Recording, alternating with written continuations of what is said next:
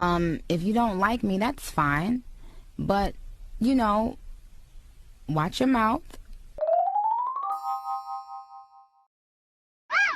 Good morning, class. Welcome back to Zoom University. I would like all your cameras to be on for this particular session. So let me just make sure we all have them on before we get started. Alright. Okay, there we go. So, this is Hot Takes 101. I'm your professor, and today we're going to be talking about, all the things that I can't share out loud or I'd lose my tenure. I'm messing, but seriously, I don't want to offend anyone with these comments, but this is Hot Takes 101, you know what you signed up for. So we will be going through my unpopular opinions today and just discussing why your fave sucks. Yeah, so let's get started. The first item on our syllabus is a popular book or series that I don't like, and for that one I have to say Children of Blood and Bone. Yeah, I know it was iconic, I know it was a cultural reset and all those terms you Gen Zers like to use. However, I have not finished this book. I own it, I've had it for a couple years now, and I just don't enjoy it. I've gotten maybe 50 pages into it. So yeah, that's the whole thing. I should preface by saying that I have not finished this book and I am open to giving it another try, but however, I did not like what I had read so far. I found it very boring and basic, and I understand that it was supposed to be different, but maybe I read it at a time that wasn't like where other things like it were coming out, and so I didn't feel it was as special. For me, it just, I don't know, I'm not really a fan of the main character as far as I've gotten into it, so I don't know. I'll give it another shot, but for right now, that's one of my answers. I'll also go with And Then There Were None by Agatha Christie because that book was horrible. I'm not even talking about the racism, which if you don't know what I'm speaking of, then go ahead and go watch this video that I have linked up here. I don't know, one of those places. But I'm also just talking about the actual story itself. It really was not that good. I found the revelations at the end to be pretty meh. It was stupid, to put it lightly. I felt like the explanation for everything was really, really dumb, and I don't know, I really don't read much mystery and thriller, so I don't know how often this is how things go, but essentially, I think you should give more hints, or I think that you should be able to provide hints to the main conclusion, as all mysteries should, and this one was just like, the explanation was not hint-atable, to say the least. Am I right, students? Am I right? Problematic aspects aside, this book was just really dumb, and I did not like And Then There Were None. Next is a book or series that many people don't like, but that I love, and for that one I went with Mexican Gothic by Silvia Moreno Garcia because this book is amazing, and I've seen so many mixed reviews about it, and how people really didn't like it. One of my friends I read it with did not enjoy the book, and that hurt me because I really wanted her to. But yeah, I really think that book was a masterpiece. The actual setting and descriptions and the character of Noemi is just so good, and then the speaking about colonialism and like exploitation of like the people of the country, and it was just so good. I don't know why people don't like this. The only flaw I can find with it is the romance, and I can understand why people would be frustrated by that because I completely agree. I don't know how this girl fell for a boy with no lips, but other than that, I think it was really good, and it frustrates me that so many people don't like it because they're not. As the professor, I get to say what's true and what's false, and you're in my classroom, so Mexican Gothic was a really good book, and that's the end of the story. The next question is a love triangle where you don't agree with who the main person ended up with. I have no comment. I can't even think of one. All my OTPs are canon. Like, there is not one that I can think of.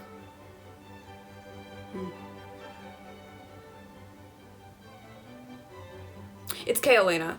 Kale, Westfall, Selena Sardothian. They should have been together. I don't understand. I don't understand. I don't understand. A popular genre that I hardly reach for would be mystery or thriller. I have read some thrillers, and I think the closest I have read to a mystery is And Then There Were None, so we all know how that went.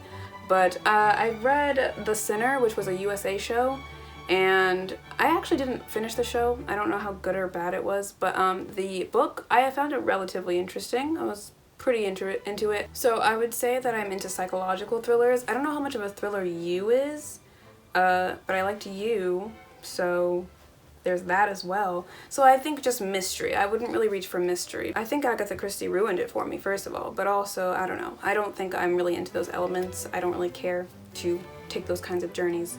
5. A popular or beloved character that you don't like. And for that one, I chose Evie from The Diviners. I don't know if people really like her. I don't know if people even hate her. I don't like her at all. I hated that she was the main character that we followed for most of the 4 books that are in that series. She is unbearable, very annoying. God, she's so self-centered. I don't like characters like that. And to have to follow her around for so long and see her be her was painful for me, especially when there are so many other characters in The Diviners who are so much better and more interesting to follow. I think I just hate Libba Bray's main characters because, I mean, the Gemma Doyle trilogy as well. All the people in the Gemma Doyle trilogy are awful actually, but that's for another video. So we'll go with Evie because she was so annoying. An author that I can't seem to get into would be Sabaa Tahir. And it's not for lack of trying. I had an Ember in the Ashes. I even had A Torch Against the Night, and I was ready to read both of them. But man, I just could not get past that first chapter. I unhauled those 2 books earlier this year, and I kind of regret it because I want to give her another shot. But that first chapter, man, I just do not like it. I just can't get into it. Sorry to that book. Everyone is raving about that series though, and I just feel like I'm really missing out on something epic. I think the last book comes out very, very soon, like this Tuesday actually, I think it comes out, and I am filming this on November 28th, so. But I just, I'm gonna try again, hopefully. I think if I can like audiobook it or something, I'll get into it, but we'll have to see. But sorry Sabaa, I think everyone else loves you and I want to love you too, but I just can't right now. A popular book trope I'm tired of seeing, and I really hope no one gets offended by this, but my answer is women of color falling in love with white men. Yeah, I said it. I'm so tired of seeing books about like a black girl who's dating a white guy. And I don't mean that because I hate interracial relationships. I have no problem with them. But it gets so tired. Especially if one of the main points of the book is that they're in an interracial relationship and they're kind of trying to like navigate that. And obviously that's a real life scenario that happens to people and people can relate to that. But there are other relationships that you can get into. You can have a Mexican man and a black woman. You can have a Korean man and a black woman. And there are books that do that, and I appreciate those books. I can think of like Permanent Record. I can think of Nicola Yoon's books, except that she does fall in love with a white man and everything. But yeah, I don't see why it always has to be that. Now, okay, so I'm not gonna lie. There are 3 white men in the entire universe who I would sell my soul to, and those are Dylan O'Brien, Nick Jonas, maybe Joe Jonas could like hang out with us sometimes, and Tom Holland, which I know, but he's really adorable in Spider-Man and I just fell in love with him. So that's my explanation for that. But other than that, I want a little bit more spice, you know? So don't hate me. I'm sorry. I'm not sorry. This is my classroom. If you don't like it, you can leave. Get out.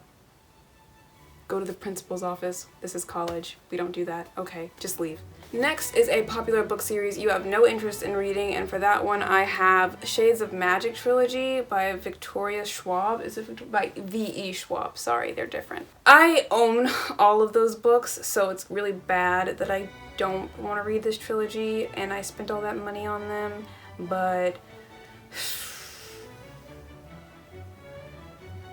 I just don't. I don't know. I don't know if it's maybe they've been overhyped for me. It's not that I have a problem with the author, because I've read like the duology she wrote about the monsters, and I think that's the only thing I've read by her so far, but whatever. I like those books. I just don't have any interest in reading the Darker Shade of Magic world, even though I feel like it's going to be way more fun than even the Monsters of Verity. But yeah, man, I don't know. I even have the collector's edition of the first book and I still haven't read it, so we'll see. I don't want to unhaul them until I have tried them, so they're going to be here for a while, and I really hope that I feel compelled to pick them up at some point because everyone loves them and I want to see what all the hype is. And it is a genuinely cool premise, so I know that I would probably like it if I really actually sat down and took the time to read them, but here we are. Alright students, the last question is, the saying goes that the book is always better than the movie, but what movie is better than the book? I'll give you some time to put in your answers. Time's up. So, I have read Annihilation by Jeff Vandermeer. It is right here, if you can see that. I don't know what I was reading in that book. That book confused the fuck out of me. It really did. It is... I can't remember if it's any... I can see how the movie is loosely based on the book, but for the most part, I don't know if it's just because the movie itself is very trippy, the premise of the story is very trippy, and so, like, describing it can be kind of confusing, but I don't know what was happening in that book. I can't even tell you if any of the scenes were exactly the same, which obviously there were parts that I recognized, but at the same time I was like, even this part I don't know what's happening. And I should point out that maybe one of my main issues is that I did watch the movie before reading the book, and the movie made me want to read the book, and so I was comparing the two of them when I read it, but yeah, I would definitely watch the movie instead of read the book, although I have the bind up, so I want to continue the series, which means going back to reread the first book because it's been like 2 years. So I want to read it again and see if I still feel the same way. But yeah, the movie is so much better, the cast is delectable, and it's just a really good sci-fi, action-y, badass group of women, so I would definitely recommend going to watch the movie, and I'll let you know how I feel about the book after another reread. Alright students, if you have any questions or comments, please leave them down below in the comment section. I will be looking out for them to respond. Say something a little too fresh and you will get an F in this class. But other than that, thank you so much for attending this Zoom session today. I hope it was enlightening for you. I really want to hear whether you agree or disagree with any of my comments. This is a bit unprofessional, I know, but if you students want to follow my Instagram at LalaLovesLit, you can go ahead and do that. And you can also be my friend on Goodreads, so, you know, hit me up outside of class.